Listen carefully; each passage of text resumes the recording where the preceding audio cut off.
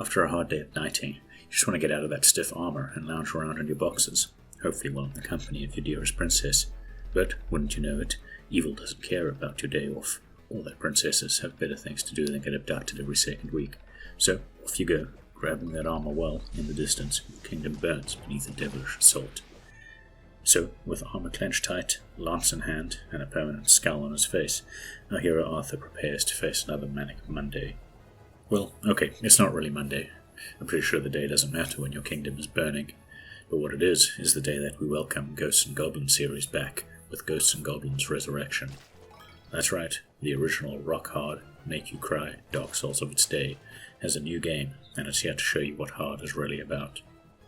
Ghosts and Goblins Resurrection originally launched earlier this year, February to be exact, on the Nintendo Switch, and now Capcom has finally brought it to the PS5, Xbox One, and PC, letting the rest of the game community experience one of gaming's toughest hard-love franchises. As both a reboot and remake of the original Ghosts and Goblins, Resurrection yet again places you in the armor of put-upon Knight Arthur as his princess is kidnapped, while a demonic invasion turns the kingdom into an overrun, twisted hellscape.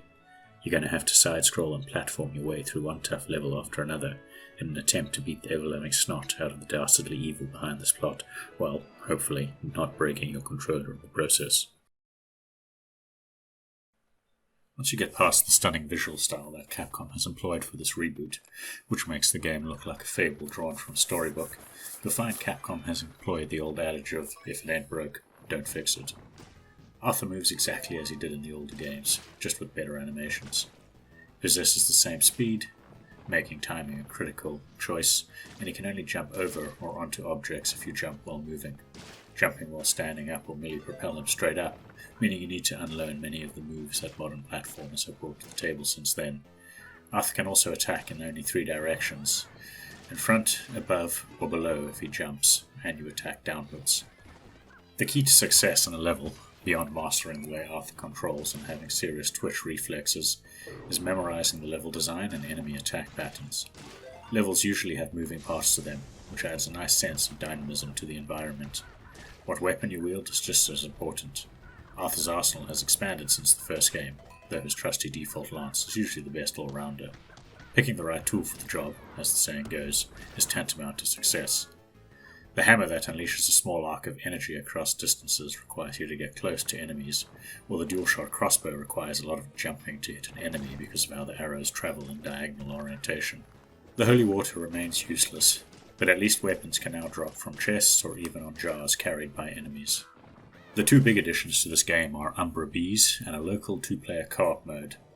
Collecting these bees, scattered across the levels, will unlock magic abilities for Arthur. Magic does need to be charged up for use, and there's a brief cooldown, so you can't just spam it, making its application more tactical. The 2-player co-op lets a second player use a ghostly ancestor of Arthur to help him through the levels, controlling one of 3 spirits, each with their own abilities. Player 2 can assist Arthur in combat, or even help him out by carrying him around, for example. The game's visuals are gorgeous, employing a multi-layered approach to screen elements that make the characters seem like a combination of paper art and puppets, with elements stacked on top of one another. The animation is also wonderful, and each enemy has their own distinct visual style and movement. That said, the visuals, which look like they're straight out of a child's storybook, can't hide the game's impressive difficulty. Resurrection, as befitting of the Ghosts and Goblins title, is hard, but not unbeatably so. Capcom has chosen to incorporate 4 difficulty settings, aimed at embracing some modern gaming conventions but still attracting the hardcore crowd. Page difficulty lets you respawn at the exact same spot you died, allowing you to take a maximum of 4 hits and removes the level time limit. Squire difficulty gives you the same 4-hit limit, level checkpoints, and mid-level rebirth checkpoints, but throws back in the time limit.